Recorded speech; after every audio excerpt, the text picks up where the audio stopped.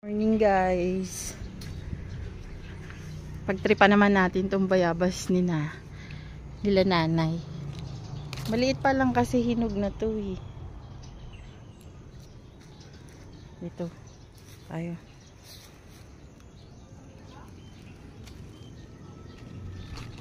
Matamis to. Paborito ko tong bayabas na to.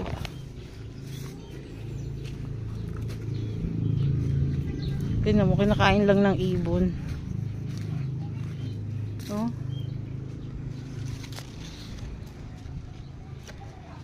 Maliit pa lang hinog na.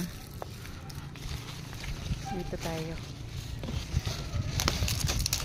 Oh, di ba? Oh, tapat. Isa pa. Hinog.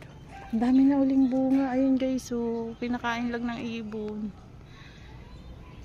Ah, 'di ba? Maliit pa lang, hinog na. Yan guys, hinog na 'yan.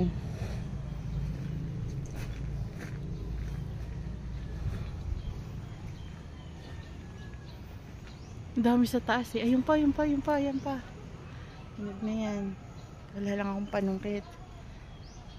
Kukuha tayo panungkit.